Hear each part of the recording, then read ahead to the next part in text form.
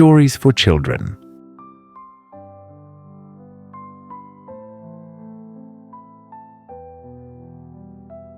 The Gift of the Magi by O. Henry.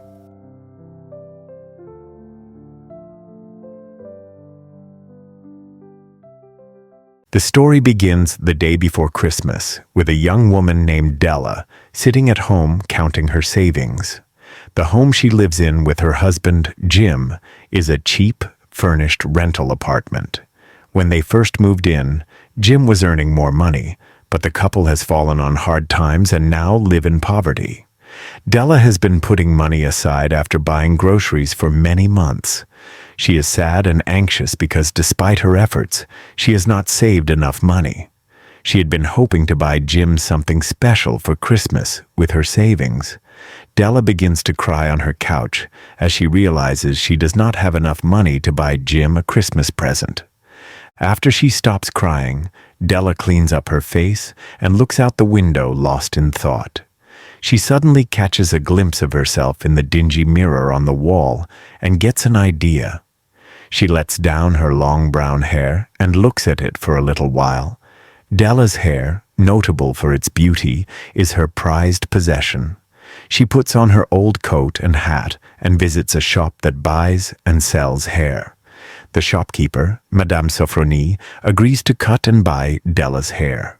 Della spends the rest of the day going around the city looking for the perfect gift for Jim. His prized possession is a gold pocket watch that has been passed down through his family.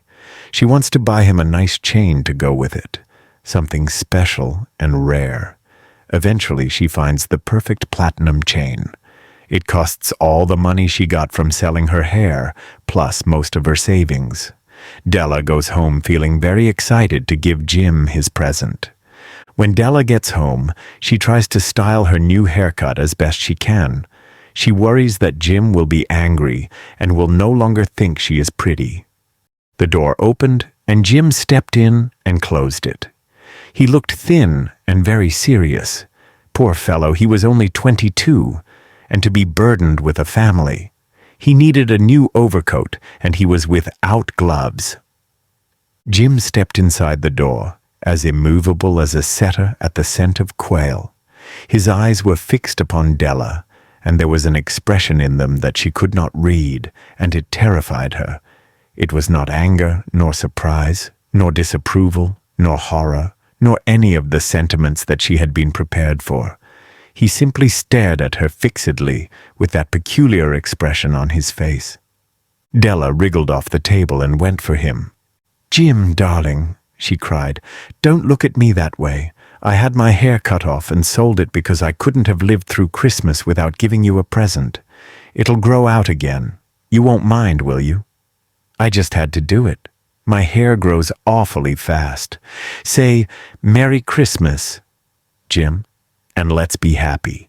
You don't know what a beautiful, nice gift I've got for you." "You've cut off your hair?" asked Jim, laboriously, as if he had not arrived at that patent fact yet, even after the hardest mental labor. "Cut it off and sold it," said Della. "Don't you like me just as well anyhow? I'm me without my hair, ain't I?" Jim looked about the room curiously. "You say your hair is gone?" he said, with an air almost of idiocy. "You needn't look for it," said Della. "It's sold, I tell you. Sold and gone, too. It's Christmas Eve, boy.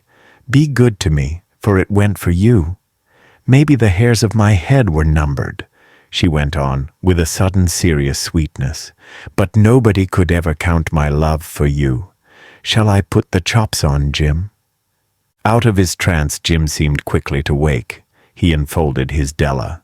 For 10 seconds let us regard with discreet scrutiny some inconsequential object in the other direction. $8 a week or $1 million a year. What is the difference? A mathematician or a wit would give you the wrong answer. The Magi brought valuable gifts, but that was not among them. This dark assertion will be illuminated later on. Jim drew a package from his overcoat pocket and threw it upon the table.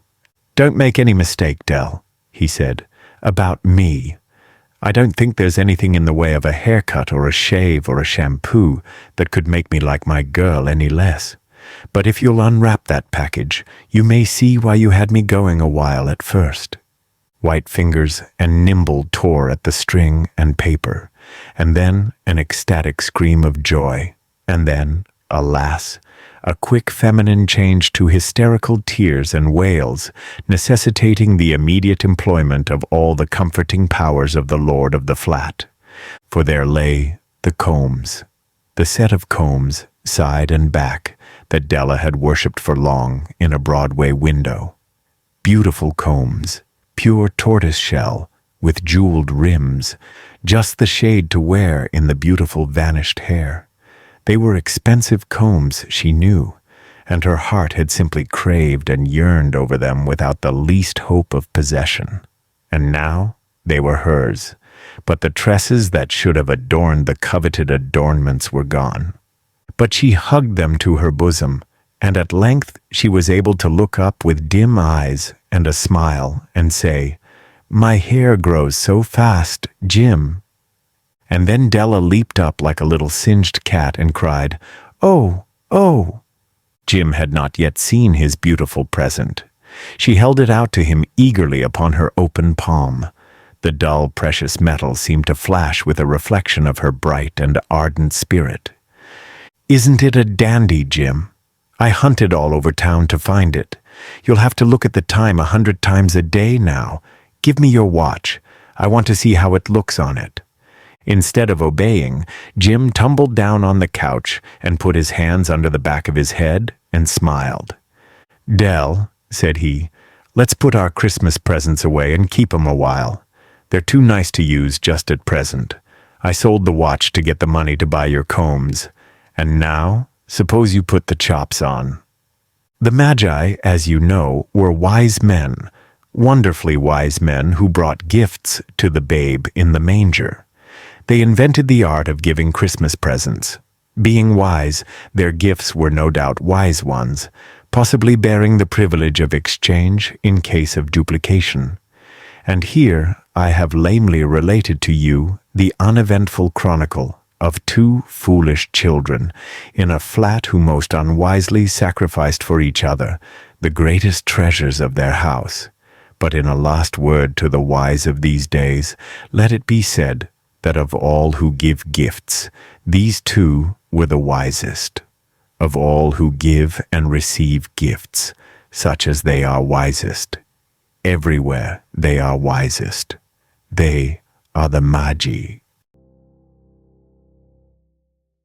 You have listened to a story by O. Henry, The Gift of the Magi. Thank you for watching. Subscribe for more stories for children.